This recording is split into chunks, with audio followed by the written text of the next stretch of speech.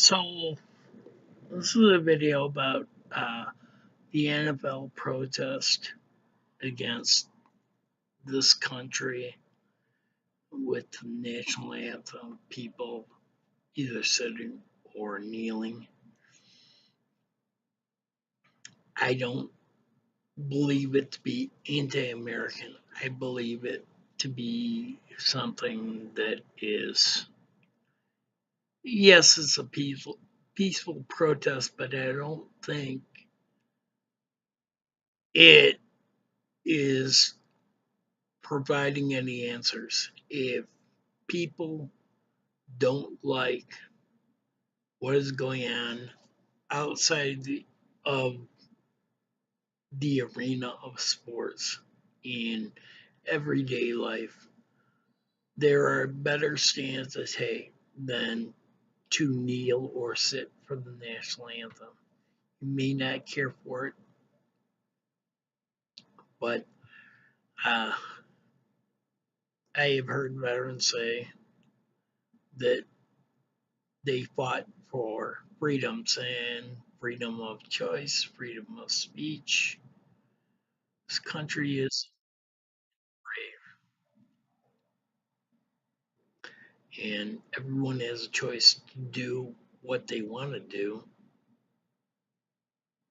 no matter how little sense it makes, as long as you're not physically hurting another individual or emotionally hurting them. I think that is a standard that I grew up with. That is what I was taught in my home.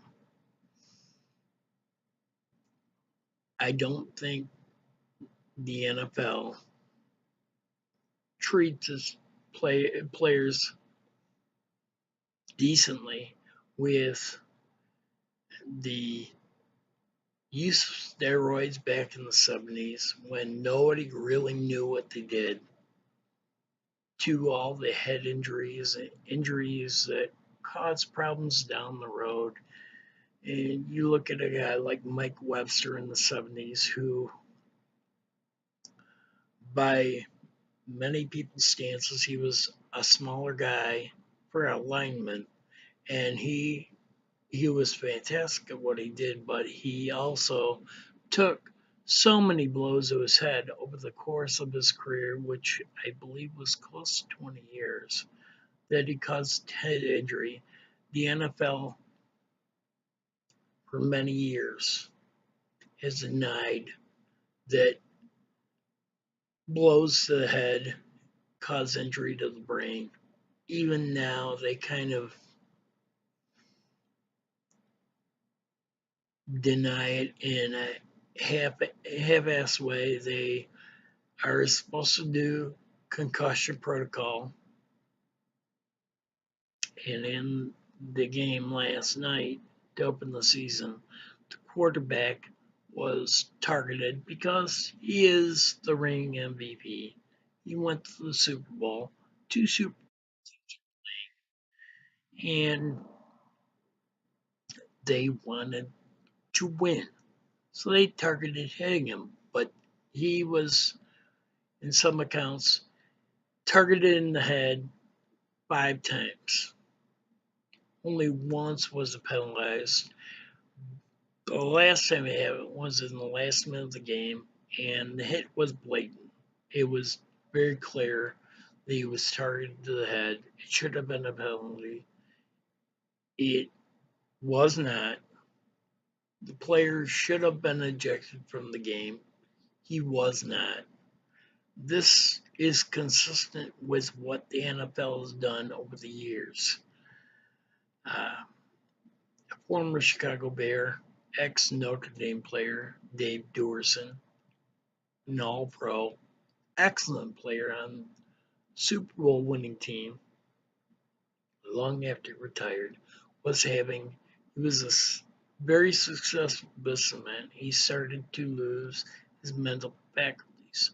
And part of that was a punishment. He was known as a physical player, and part of that is believed was due to injuries he occurred. um, during playing the game. Near the end of his life, because I myself have experienced depression, you become two different people, and he knew that whatever was going on with him was not going away, and he did not want to suffer. He did not want his family to suffer, and he shot himself and killed himself. And Junior Seau, who was by all accounts a great guy, he also played for 20 years. And near the end of his career, he had changed as a person. And he eventually committed suicide as well. These are not, this isn't happenstance. Tony Dorsett, who, as a smaller guy, took a lot of punishment. He was a slippery running back, but near the end of his career, maybe held on too long, took a lot of blows, and he now has dementia. Jim McMahon, funny QB, outrageous, very outspoken. He has dementia, early onset, and they believe he took a lot of blows as a player. He was not a quote unquote passing quarterback. He took a lot of physical punishment. These guys that play sports are taking physical punishment to their head. There's a price they pay. And I think the focus should be on how do we safeguard the players. Game is not that important. And the owners are making billions of dollars on fans watching these games. Don't get me wrong, I like football. But becoming aware of what head trauma can do to a person and their brain, how they operate in their life. It's happened in hockey, often with the players that fight.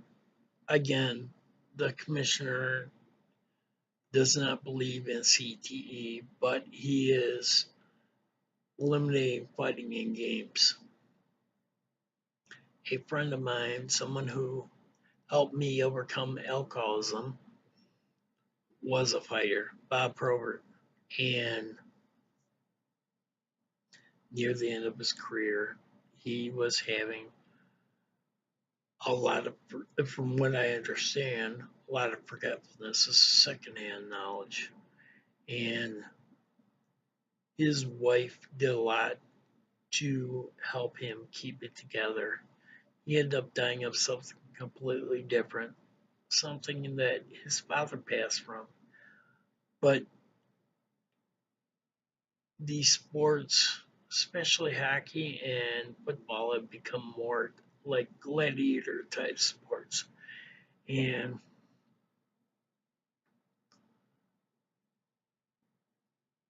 the players are sacrificing their bodies for a longer life. And we, as in regular society, we are living longer, but these guys who are playing are not because they're putting punishment on their bodies.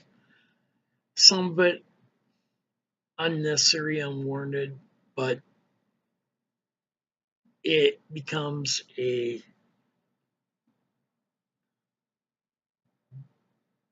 gawking on the side of the road at an accident type thing where the fights occur or big hits occur, and that's what people watch.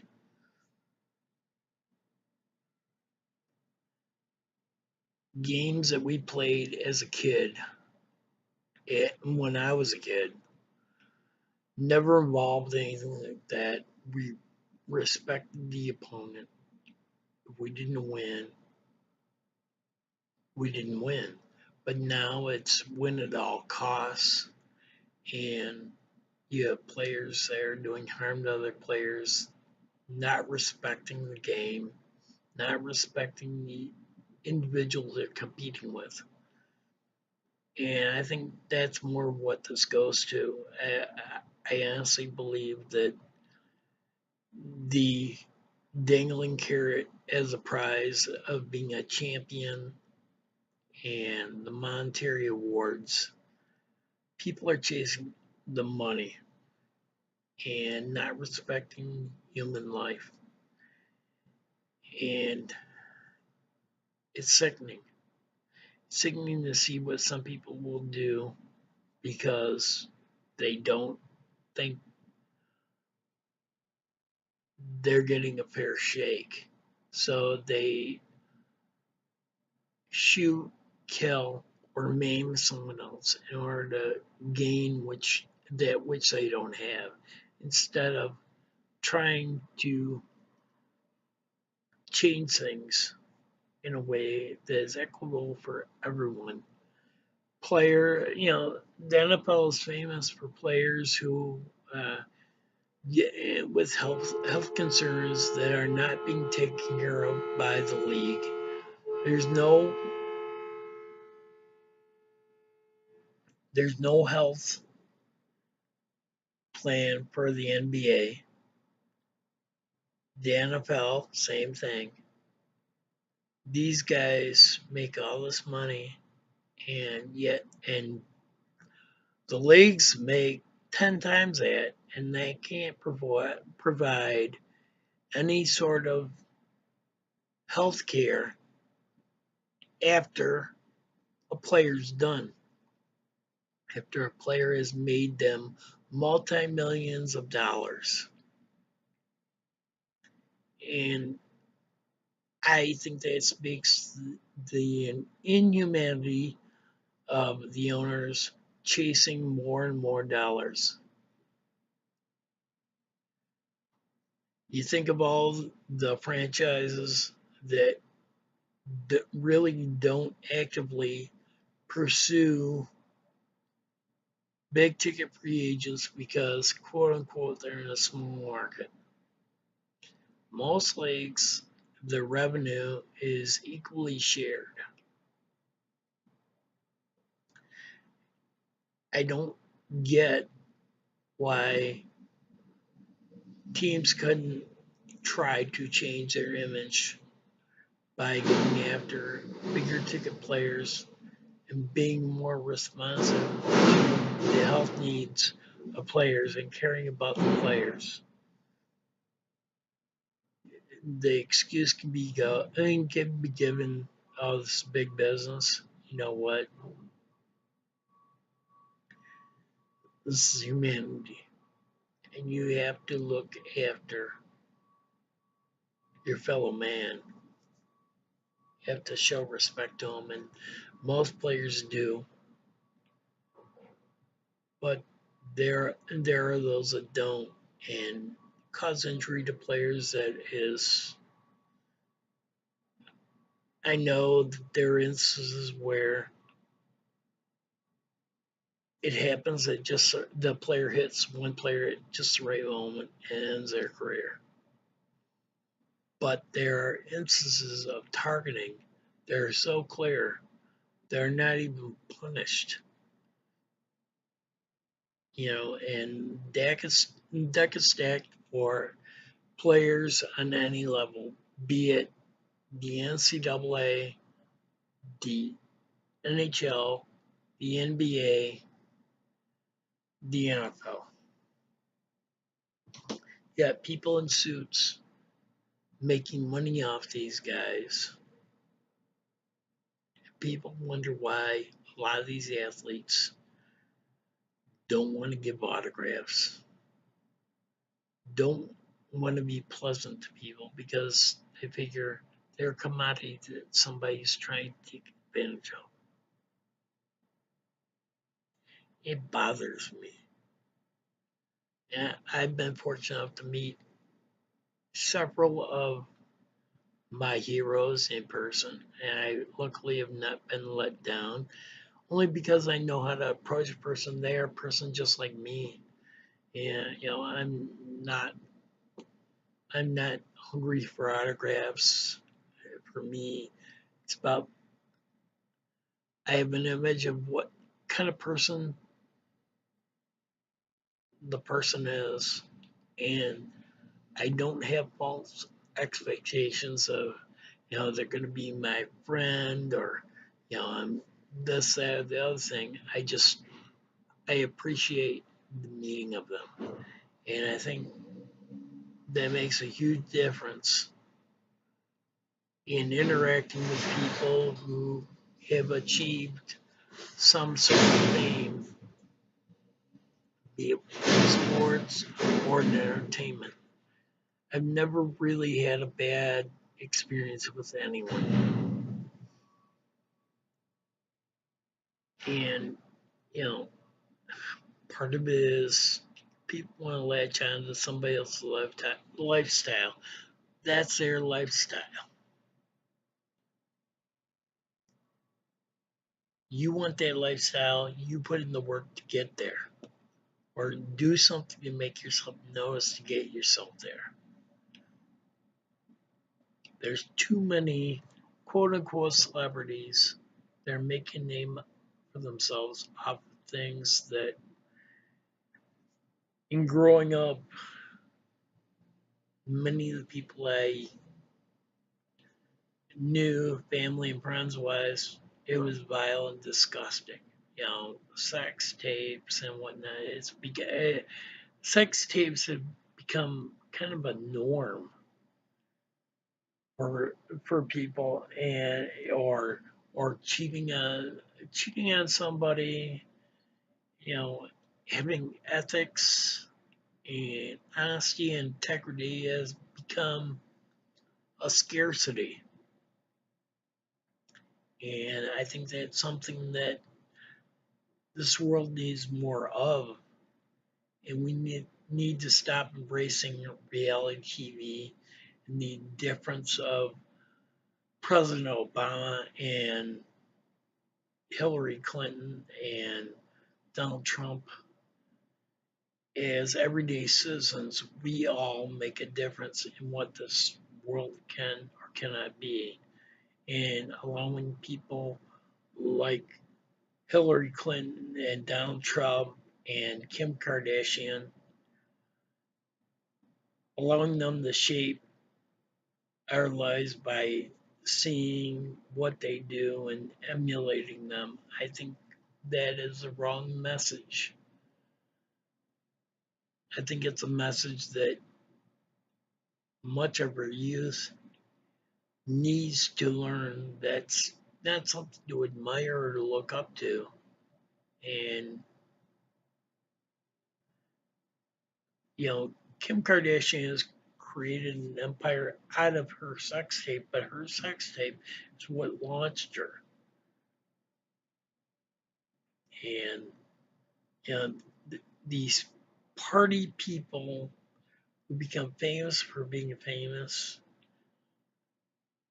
you know, it's dumb. These are empty, shallow people that no one should give a rat's ass about. And they're making money off of you, and you're doing nothing to make your life better. Love yourself, grow your integrity, your honesty, your character. The world will be a better place.